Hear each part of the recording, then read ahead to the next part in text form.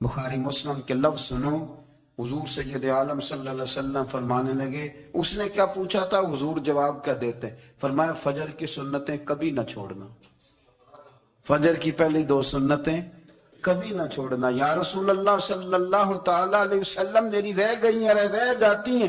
فرمایا فجر کی 2 سنتیں نہ چھوڑنا، فرمایا فجر کی پہلی 2 سنتیں مجھے دنیا اور دنیا کے اندر جو کچھ ہے وہ سب سے زیادہ پیاری ہے۔ فجر کی 2 سنتیں دنیا اور دنیا میں جو کچھ ہے مجھے وہ سب سے زیادہ پیاری ہیں، اس لیے فجر کی سنتیں نہ چھوڑنا۔ اعلیٰ حضرت بریلوی رحمت اللہ نے 1000 کتاب لکھی ہے، لیکن الوظیفۃ الکریمہ کے نام سے جو وہ صبح و شام بظاہر پڑھتے تھے وہ الگ انہوں نے ان کو بیان کیا، پابندی کے ساتھ اپنی اللہ اللہ کرتے تھے۔ شیخ شہاب الدین سہروردی رحمت اللہ علیہ اس پر ایک بندے نے اعتراض کیا، اس نے کہا جی آپ کس قسم کے صوفی ہیں، مرید بیٹھے ہیں اور آپ وہاں نفل پڑھ رہے ہیں؟ یہ بھی بڑا مسئلہ ہوتا ہے نا، جو بندہ ملنے آتا ہے وہ اپنے ٹائم کے حساب سے آتا ہے، اور پھر اس کا یہ بھی خیال ہوتا ہے کہ پیر صاحب جو ہیں وہ چونکہ درویش ہیں تو نہ انہیں روٹی کھانی چاہیے نہ سونا چاہیے، چونکہ وہ درویش ہیں، اور ہم چونکہ درویشوں کے ماننے والے ہیں لہذا ہمارا یہ طریقہ ہونا چاہیے کہ جیسے ہم کہیں درویش ویسے ہی کر جائے۔ حالانکہ جس کو آپ درویش کہیں گے آپ اس کی مانیں گے، آپ منوائیں گے نہیں، تمہارا مزاج ہوتا ہے۔ شیخ شہاب الدین پر لوگوں نے اعتراض کی، حضور لوگ ملنے آئے ہیں، زیارت کرنے آئے ہیں، یہ بندے دعا کرانے آئے ہیں، اللہ اللہ کرانے آئے، اور آپ نفل پڑھ رہے ہیں، کیا جملہ ہے، کیا حسن ہے، کیا خوبصورتی ہے۔ فرمانے لگے رب رسول سے مانگنے کے لیے مصلی بچھایا ہے، اگر وہاں سے مانگوں گا نہیں تو تمہیں دوں گا کیا؟ پہلے مجھے کچھ لے تو لینے دو، اگر میرے پلے کچھ ہے ہوگی تو آگے دوں گا نا۔ تو میں مانگنے گیا تھا کہ یا اللہ دے، تیرے بندے لینے آئے دے، تو میں کچھ لوں گا تو آگے دوں گا نا۔ لیکن ہمارا یہ سٹیٹس، یہ مزاج، یہ شعور نہیں ہے۔ گپیں، کہانیاں، داستانیں، گفتگو، خطابت، واز، کیا بات۔ لیکن اگر کچھ کرنے کا کام ہو تو وہ نیم سے ہوتا ہے۔ میرے نبی کریم علیہ السلام نے مصلی سے دل لگانے کا درس دیا، حضور نے توجہ دلائی، صحابہ اس ذوق کے حامل لوگ تھے، وہ کوشش کرتے تھے۔ جناب صدیق اکبر رضی اللہ تعالیٰ عنہ کا عبادت کا مزاج ہمیشہ قائم رہا۔ حضرت عمر فاروق ساری رات اللہ کے حضور کھڑے رہے۔ حضرت عثمان غنی رضی اللہ تعالیٰ عنہ عشاء کی نماز پڑھ کے 2 رکعتوں کی نیت باندھتے تھے، 15 سپارے پہلی رکعت میں پڑھ دیتے تھے اور 15 سپارے قرآن مجید کے دوسری رکعت میں پڑھ دیتے تھے۔ آپ نے نا حضرت عمر فاروق کے وصال کے بعد ان کی ایک بیوہ سے نکاح کیا،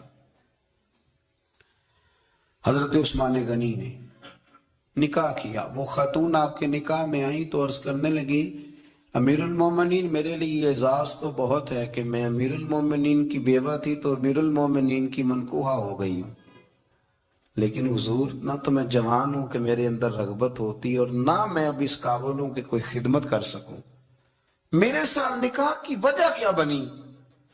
تو عثمان غنی رو پڑے، فرمانے لگے میں نے عمر فاروق کو مسجد میں اپنے رب سے ڈرتے ہوئے دیکھا ہے، میں نے اسے روتے ہوئے دیکھا ہے، عدل کرتے دیکھا ہے، انصاف کرتے دیکھا ہے، امت کی خیر خواہی کرتے دیکھا۔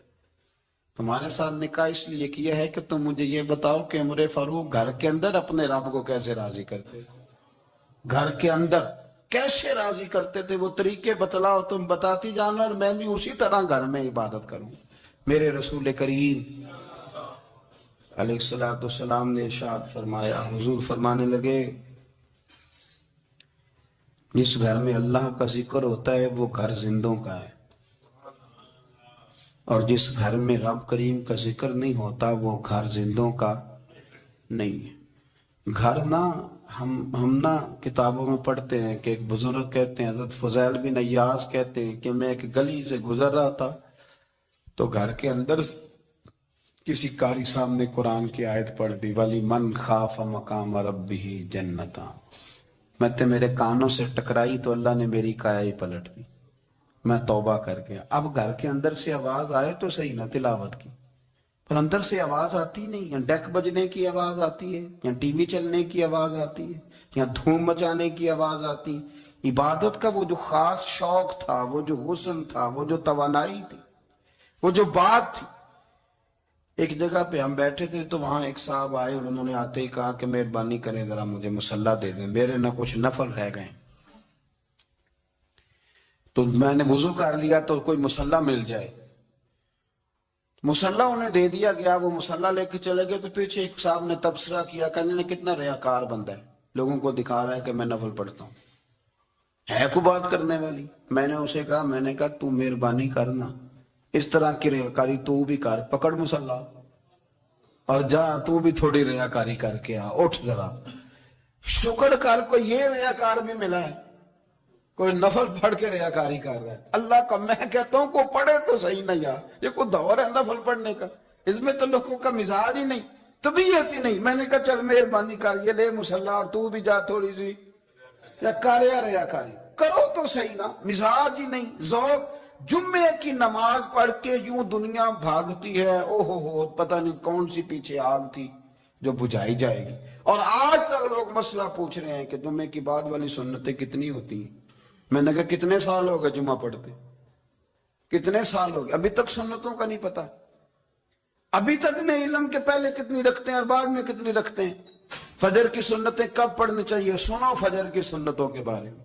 میرے رسول کریم سید عالم صلی اللہ تعالی علیہ وسلم سے ایک صحابی نے پوچھا تھا، حضور میری فجر کی سنتیں رہ گئیں یا رہ جاتی ہیں تو حکم کیا ہے؟ کیا انداز ہے حضور کا، اپنا ذوق، اپنی طبیعت.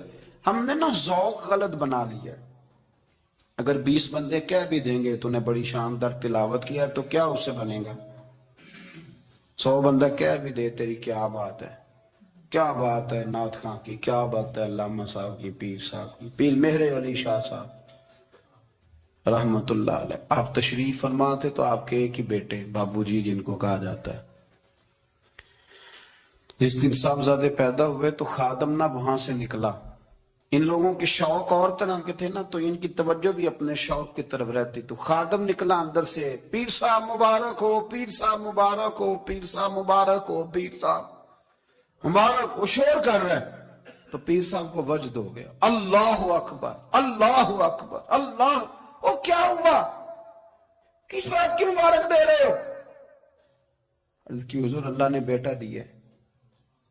تو آپ فرمانے لگے اچھا حضور آپ کیا ہوا، آپ تو پریشان ہو گئے. فرمانے لگے جب تو نے 3 دفعہ کہا نا مہر علی کو مبارک ہو تو میں سمجھا تھا شاید تجھے کسی نے بتا دیا ہے کہ مہر علی سے اللہ راضی ہو گیا. میں سمجھا تھا کہ شاید تو یہ خبر لے کے آیا ہے کہ کسی نے بتایا ہے کہ مجھے آج خبر ملی ہے کہ مہر علی سے رب اچھا پتر ہوا ہے. الحمدللہ اللہ کا شکر ہے، پر میرے لیے مبارک کا دن وہ ہوگا جب میرا رب کہے گا کہ میں مہر علی سے راضی ہوں. میرے محبوب کہیں گے کہ میں مہر علی سے. آپ بات کو سمجھیں، شوق ہی کسی اور طرف تھا، دل ہی کہیں اور لگا ہوا تھا، طبیعت ہی کہیں اور مائل تھی. کوئی وظیفہ پوچھتے تھے تو پڑھتے تھے وہ لوگ، کچھ اللہ اللہ انہیں بتائی جاتی تھی تو کرنے کا ذوق رکھتے تھے، طبیعت تھی، قائل تھے. حضرت ربیع کہتے ہیں میں بڑی دور سے سفر کر کے گیا حضرت اویس کرنی سے ملنے، بڑی دور سے. اور جب میں پہنچا تو فجر کا وقت تھا تو حضرت اویس کرنی کو میں نے پا لیا. تو وہ نماز پڑھ کے نا قرآن شریف لے کے بیٹھ گئے. فرماتے اشراق چاشت کا وقت ہوا تو نفلوں کی نیت باندھ لی. محدث ابن الجوزی نے لکھا ہے، فرماتے ہیں پھر جب زوال کا وقت ہوا تو مسجد میں جھاڑو دینے لگ گئے. زور کی نماز پڑھ کے تو عصر کی تیاری تک وہ مسجد میں بیٹھے رہے.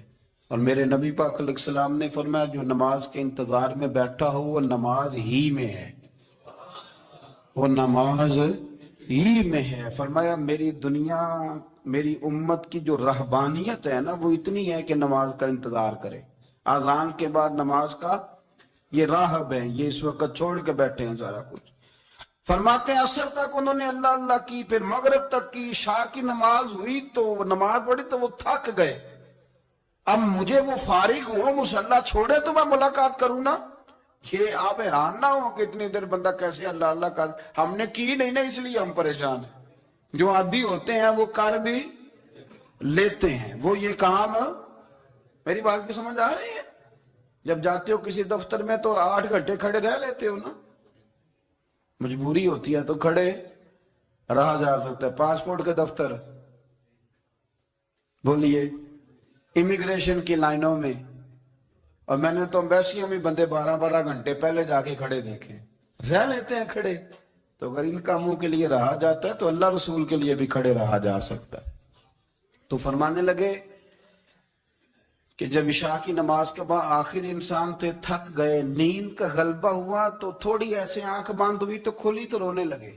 حضرت اب ایسے کرنی، رو کے کہنے لگے مالک مجھے غافل تو نہ کر، ابھی میں نے کیا بھی کچھ نہیں، دن ختم ہو گیا، کوئی نفل نہیں، کوئی اللہ اللہ نہیں، اللہ مجھے غافل نہ کر، میری مدد فرما۔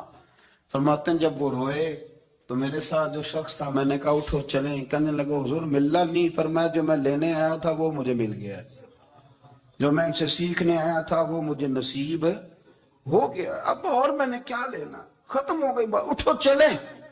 اللہ کے بندوں نے حضرت ربیہ بن کعب اسلمی رضی اللہ تعالیٰ عنہ فرماتے ہیں، کہتے ہیں جب بنو قریظہ اور بنو نذیر یہودیوں کے ساتھ حضور علیہ السلام نے جنگ کا اعلان فرمایا تو وہ دشمن ہو گئے، ہمیں خطرہ تھا کہ وہ رات کو کہیں محبوب کو تکلیف نہ دیں، تو کچھ لوگ نا تلواریں لے کے نبی پاک کے دروازے پہ پہرے داری کرتے تھے۔ گن مین رکھنا حرام نہیں، اگر کسی کو واقعی خطرہ ہو تو اس کے لیے سنت بھی ہے۔ حضرت علی المرتضیٰ تلوار لے کے حضور کے گھر کا پہرا دیتے تھے۔ حضرت ربیہ بن کعب اسلمی رضی اللہ تعالیٰ عنہ فرماتے ہیں کہ رات میری ڈیوٹی تھی کہ میں حضور کے گھر کا پہرا دوں گا، تو فرماتے ہیں میں باہر سن رہا تھا، ساری رات ہی میرے نبی پاک نے اللہ کی تسبیح پڑھی، ساری رات، کبھی تسبیح، کبھی تحلیل، کبھی تحمید، کبھی تکبیر، ساری رات۔ فرماتے ہیں ساری رات حضور پڑھتے رہے اور ساری رات ہی میں سنتا رہا، مجھے اونگ آ گئی، میری آنکھ لگ گئی، حضور ابھی پڑھ رہے تھے، میں تھک کے سو گیا، اور فرماتے ہیں جب میری آنکھ دوبارہ سے کھلی تو میرے کانوں میں پھر کوئی چیز گونجی، تو میں نے کان لگایا تو میرے حبیب ابھی بھی اللہ کو یاد کر رہے، ساری رات حضور رب کی عبادت کرتے۔